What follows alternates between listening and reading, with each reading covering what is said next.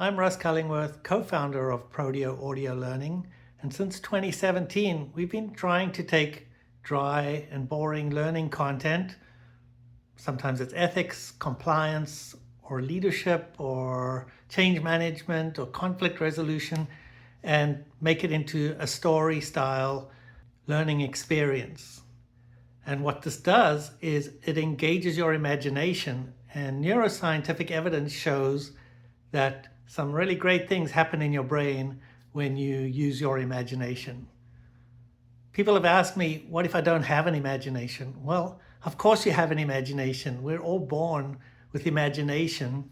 We just don't use it, especially as adults. And so what I'd like you to do is just take a listen to this clip, try to focus on the story, imagine the scene, and experience what audio learning is all about. Thanks. Imagine this. It's November 1916. World War I, pre-dawn in the Battle of the Somme in France. Captain Charles Hudson of the British Fifth Army, 8th Corps, is hunkered down with his infantry battalion in the waterlogged trenches in the front lines, facing the Germans to the east. The men sit and wait amongst a litter of old tins and torn sandbags, peering occasionally over the edge of the crumbling trench wall to be sure that the enemy is not on the move.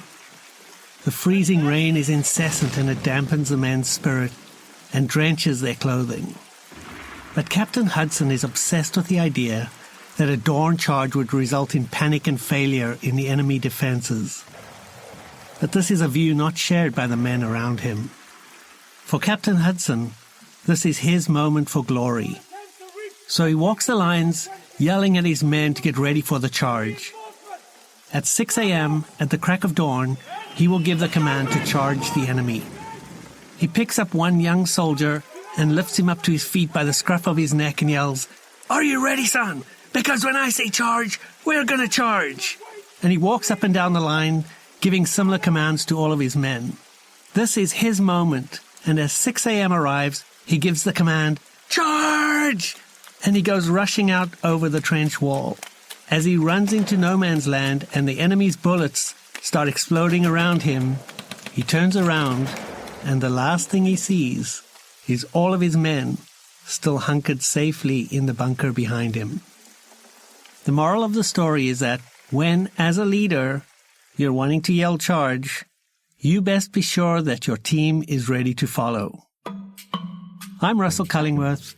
Welcome to this course on Leading Through Influence.